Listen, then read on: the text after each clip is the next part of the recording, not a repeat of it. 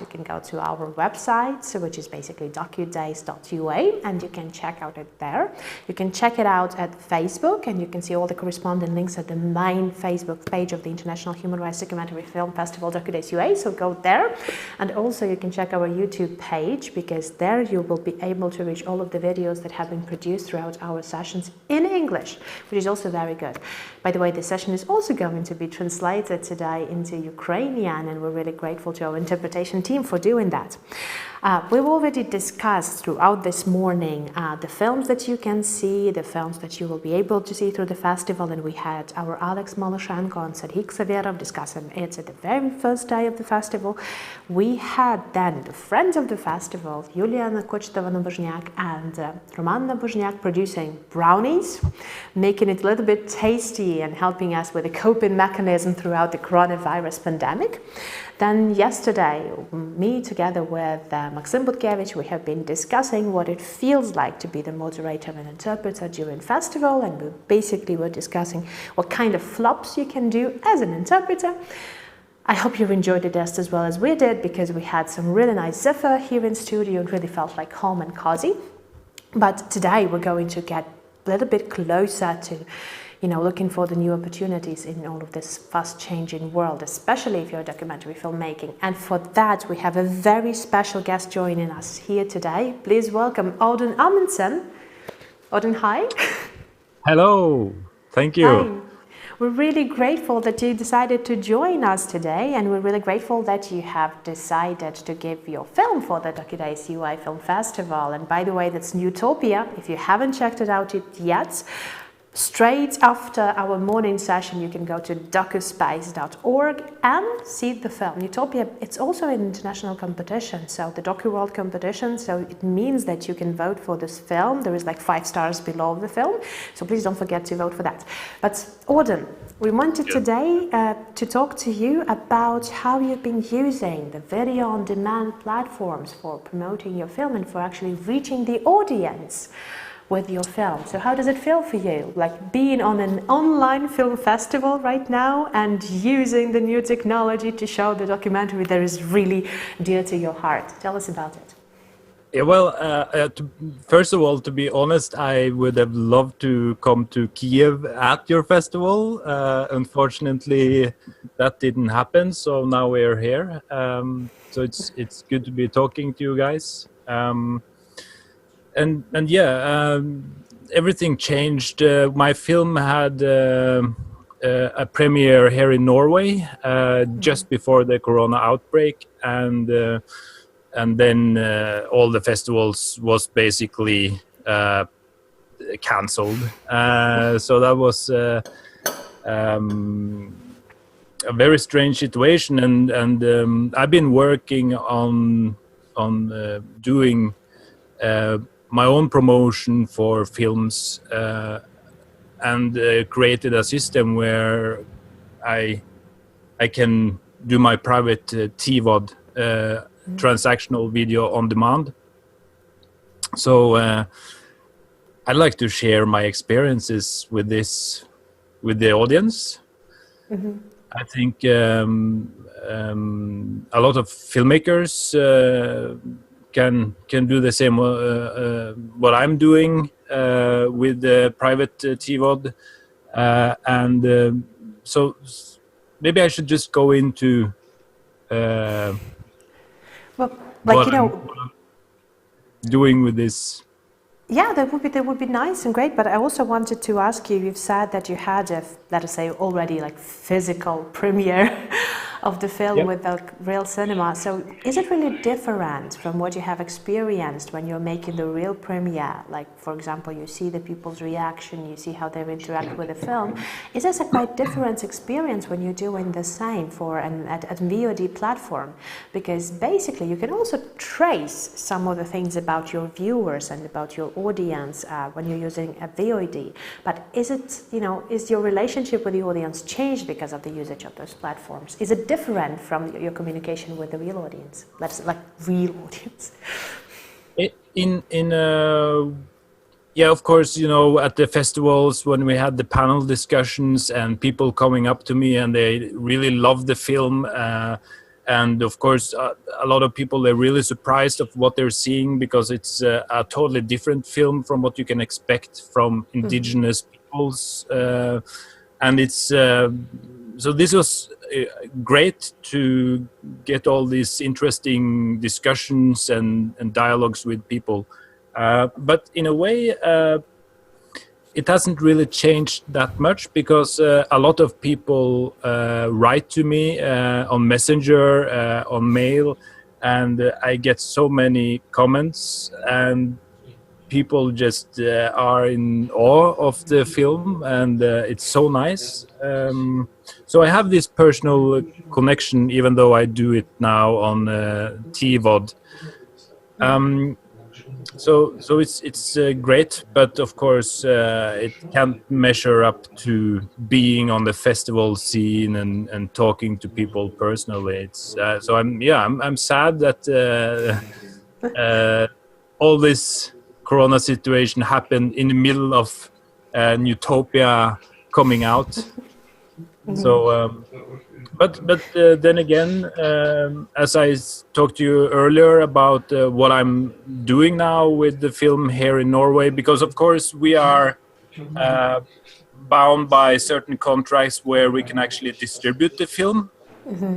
And so far I've been doing transactional video on demand on Utopia only in Norway, and I opening up in various other countries, Canada, Ireland, some countries in South America, and it's been going really well, actually. So the system I've been making is film funnels. I like to call them film funnels. It's a web page where I basically put out an option to buy my film, and when you come into that web page, I think it's important, if I should give some advice for other filmmakers. That would be great. It's important to have a website where you are basically given two options. Either you want to watch the film or buy the film, or either you don't want to buy the film, right? You have two options, and you don't have all these crazy buttons and clickable stuff that you can seek information, because people get a lot of information these days, right? So you just want to know if the person inside your site is interested or not interested, right? It's an easy thing, and that's what you don't see on most film websites. You get a lot of information and you don't know where to see the film, right? It's comical, actually. And also another thing which is really important, and everything starts with this, is installing codes that makes you able to track the demography of your audience, right? And I've seen on basically all the major producers here in Norway or internationally as well, go into the IDFA website and check out the movies there, for instance. People are not tracking their audience. They don't have a clue who's inside their website, who they are, what age group they are, what they're interested in. So I think this is important, and there are ways to do this. I won't go into them specifically now, but I'm planning to set up a course for filmmakers in order to teach others to do this, because in the last month here in Norway, I sold private transactional TVOD video on demand for about $7,000.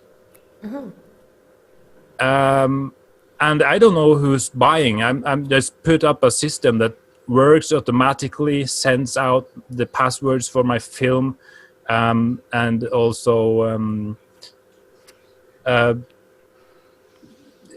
since I know about who is my audience, I can actually target this audience later on. So it's everything starts with knowing something about your audience, right? And then it's also search engine optimization for your website. And in my case, I use also a geo-blocking service that makes me able to control where I can sell the film. So this process is really about gathering data, and later on you create audience groups and test these on advertising on Facebook, on Google, on YouTube, or wherever you have your connection. Maybe you have forums, you discuss things, and you can make people interested in your film. But there's another thing also I'm sorry for interrupting, but there's another thing that also comes up to all of that, because basically what you're telling that you're doing not only the filmmaking, but you're also doing a part of the producers and distributors work. So there's always another point coming up to that, which is how do you work with the distribution companies? Because there's definitely some companies who represent your film at the major festival at the international market. And you said you only currently sell into Norway and planning to, again, broaden all of this scope to other countries. So how do you deal with that? Do you have to know some specific tips about how to protect your rights and what kind of rights you should protect to that? Very important point. And this, I think, in some ways, when filmmakers learn how to benefit from this system, it will also disrupt the power structure in this distribution line, And then what the filmmakers have to be aware of is when they're actually signing contracts. And private TVOD is something different than, for instance, iTunes. It's what I like to call a public TVOD, right? And then festivals and television stations and such will probably get aware of private TVOD in a different way than they're used to. And when you sign a contract, I would advise filmmakers to keep their TVOD rights, so they are able to put their film out on a television channel, but they can also sell their film through private TVOD, like I'm doing. My film is currently bought by a huge newspaper in Norway. They have a documentary channel online, but they haven't got my TVOD rights, but they have my AVOD and SVOD rights, right? Advertising and subscription. So basically, you're, as it always said, putting eggs in different baskets. So you're basically jongling with all of the rights that you have, and you're preserving the TVOD for yourself, while still distributing the other rights to the other platforms, which actually gives the better coverage for the film and better promotion for the film. And also you get all the important data that, for instance, iTunes or whatever streaming platform you choose to deal with, they are not giving you this, they are not necessarily giving you this information, right? And information and data is something that is worth a lot for these companies. And another thing, which is something, sorry. Okay, so something, I will just turn on my sound on the phone. Okay, so another thing that I think is really important is when you are dealing with festivals, like with Newtopia, we are using a festival distributor, and our festival distributor, of course, they feel that it's hard to release the film on TVOD, because then there's a lot of festivals that demands that the film is not supposed to be out on TVOD before it's coming into the festival, because they want the real premiere. And this is something that the festivals and the filmmakers are losing on, because we have to realize that if I use ad spend on Facebook, for instance, on my film, maybe 30,000 people are seeing my advertisement for Newtopia, and from the 30,000 people, 100 people are buying my film, right? Yeah. And this is money that goes directly to the filmmaker, but it also is beneficial for the festival because people are getting aware of the film, right? Yeah, and So, they'll definitely can invite some other people to join at the, let's say, real yeah. premiere, the physical premiere if it's happening. Yeah. So if the festival are going to be stingy about this, everyone is losing out, right? So this thing, I think, especially during the Corona crisis, have to change. We need to give some. We need to use these opportunities, and documentary filmmakers are not using this opportunity, and they are leaving potentially tens of thousands of dollars on the table. How did you come up with this idea to be using TVotes for your film? Because you have been working on your film for about like 14 years, like a different interview, it varies like 14, 15 years. But anyway, that's a huge amount of time. And I do understand that you started developing your site around like 2 years before the film has been complete. And I understand that you, at some point, you somehow got up with this idea that you can actually do that. So how come, like, how did you get up with this idea? Well, I wanted to try to find a system for myself that may be able to support my productions without having to rely too much on, in this case, Newtopia received governmental funding from the Film Institute, the Cultural Department, and so on. We are really lucky to have this kind of arrangements, but they are also they are hard to get. That's one thing. But the other thing, it takes a lot of time to get the money in and actually do the production. So I was searching for an opportunity to just get the money in there in order to produce my films faster. So this is a system that I'm using. Is not only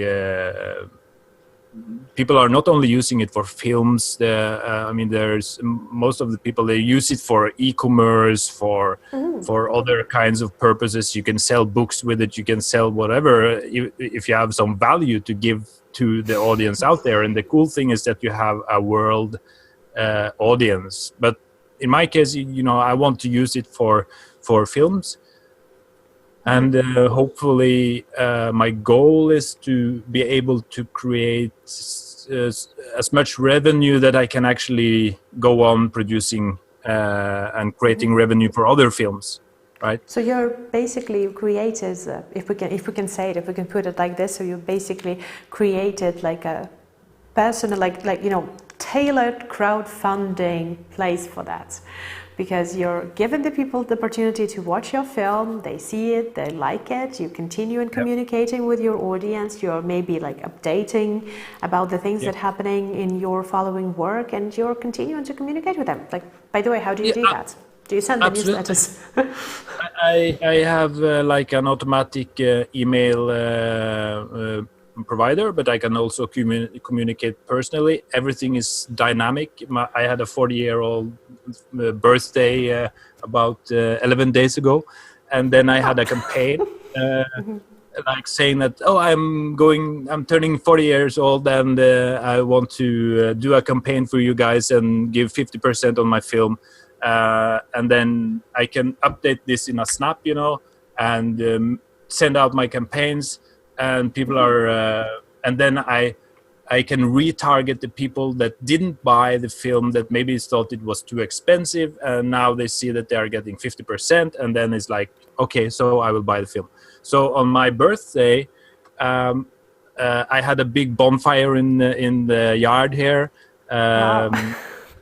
Of course, standing 2 meters apart, but it was a really nice day, and I got some Indian whiskey from my friends, and it was a good day. But during that time that we had the party, I took in $700 on my film, right? Because I had a campaign. Wow. And that is going automatically. So I think it's important for filmmakers to realize how the internet is working and inform themselves on the opportunities out there. Yeah. And do you think this is going to be like not to say the future for the documentaries, for example, or any kind of independent author cinema, but like it's hard to call it future because it's already happening. But do you believe it's going to be more widespread for all of the people all over the world? I definitely hope so, because I want, as a filmmaker, I want as many people to watch my film as possible. And I also want to earn money on the film that goes directly to the filmmaker. In my case, I have 50% to the main character, so I can give something back to the community. But it's I hope to give some power back to the filmmaker, and I think it will happen, that it will become more common. But that said, I think that there are certain types of films that are more suitable for this than other types of films, right? If you are going into certain niche topics, these are especially great for targeting your audience. And these days you can actually know what people are doing on the internet. Yeah. So certain types of films are more will benefit more from this than others. Yeah. And what do you think about the online festivals? Because there's many festivals are now trying to find the best format to go online. Like, for example, in our case, we're providing this specifically located space to watch the films. And we also have this, by the way, we also have this communicational forum, the dialogue.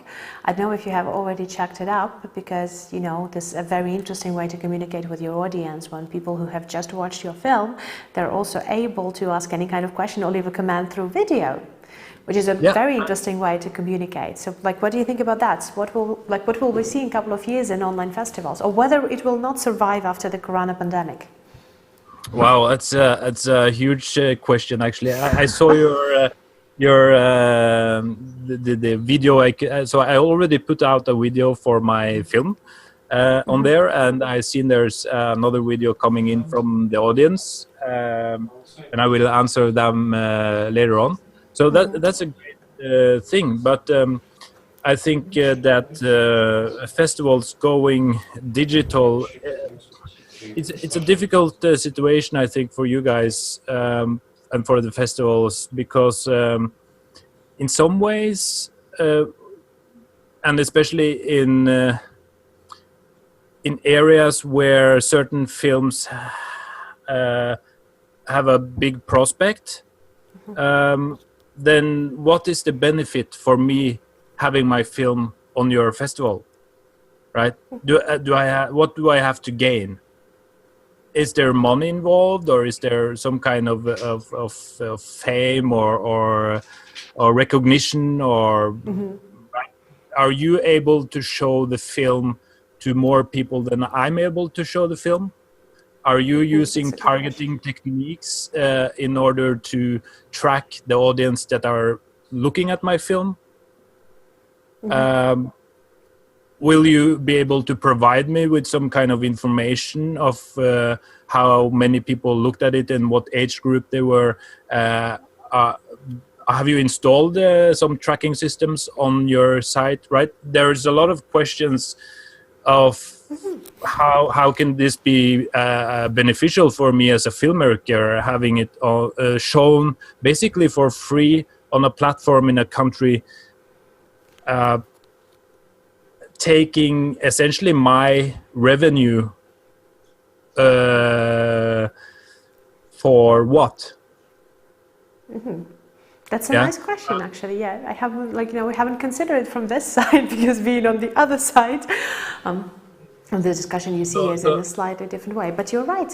You're right about that. There's definitely.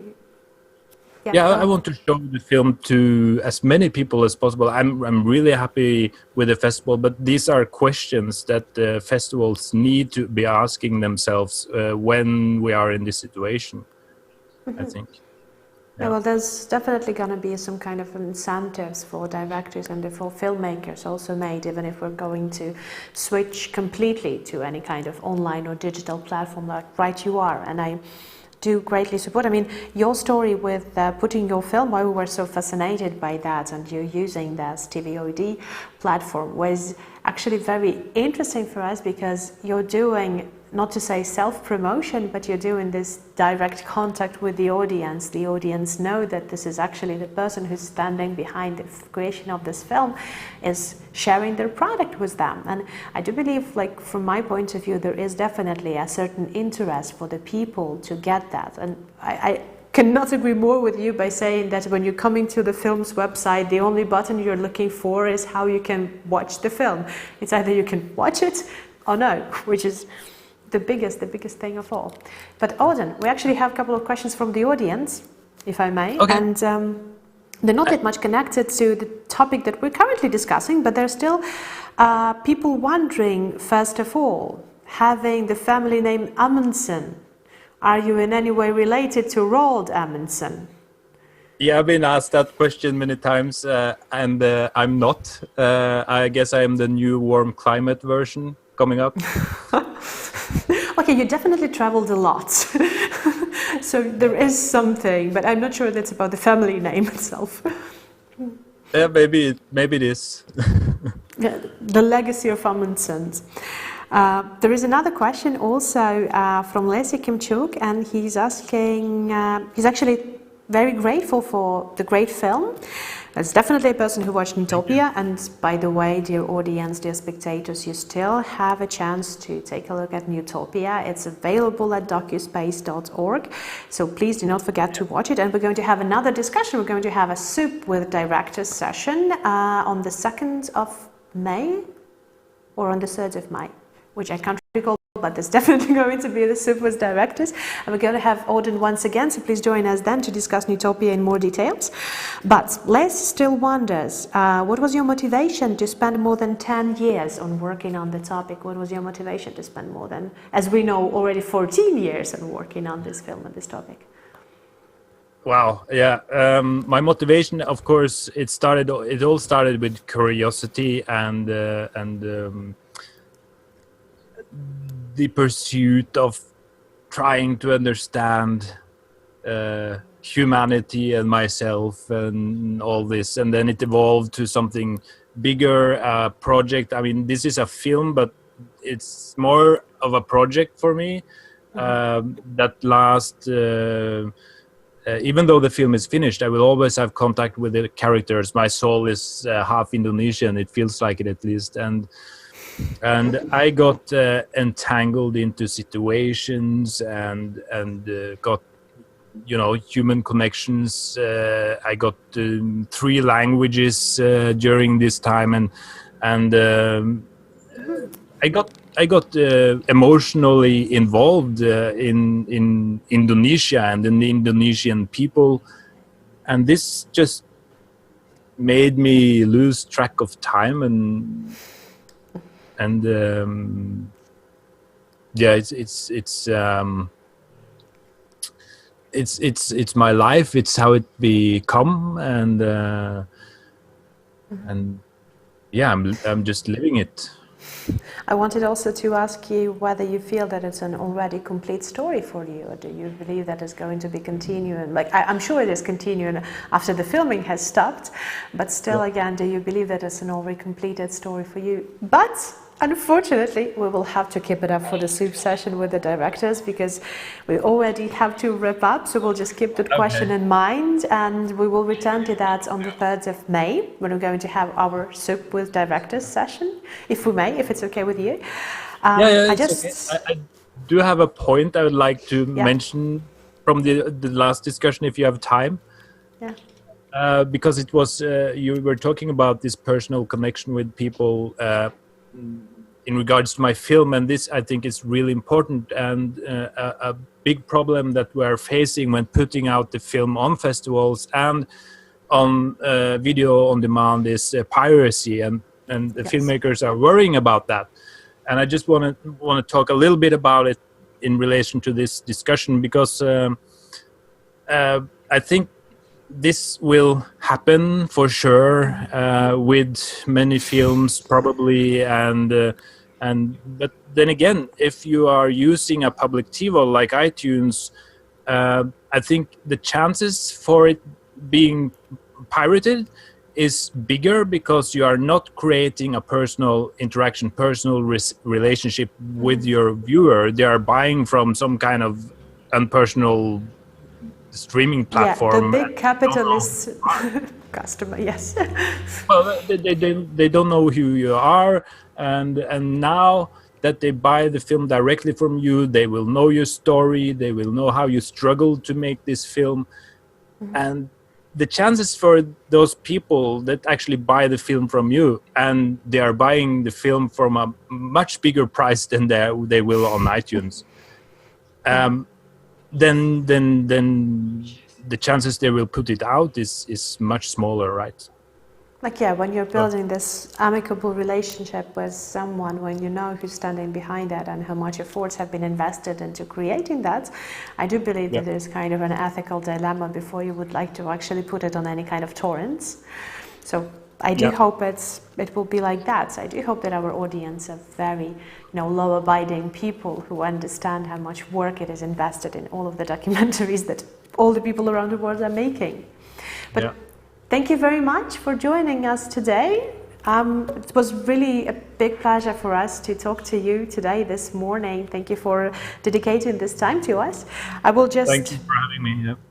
I will just sum up our conversation. So basically, for all of the people and documentary filmmakers, and actually filmmakers out there, or any kind of creative content creators, you can just check out this platform. So like, for example, for the documentaries, you can check out those TVO, so transaction-based video on demand. And like, what you need to do that, you have to create a website for your film, actually create those two, the most important buttons, watch, buy, or no. And actually also track the site of your audience to understand who you're dealing with, who your viewers are, what is their age, what is their gender, what are their interests, and keep on communicating with them personally, and also using geo-blocking, because it's very important, especially if you have all of the rights reserved. And don't forget to take a closer look at your contracts, because it's also really, really important what kind of rights you get in the end for your film.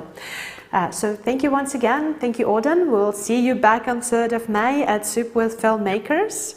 So dear audience, thank you very much for joining us at this morning session, morning workout. I hope that your interest is already heated up. You're very interested in to see what is going on next at DocuDays UA. And the next session is going to be, by the way, Soup with Filmmakers. And today, Maxim Butkevich and the 3 directors from our program are going to be discussing the issues of democracy. So please stay with us, stay by. Don't forget that you can have the opportunity to watch all of the films still available at docuspace.org. So do not miss out this opportunity. All of the films of the Docu World competition are there. So please take a look at those. Don't forget to vote.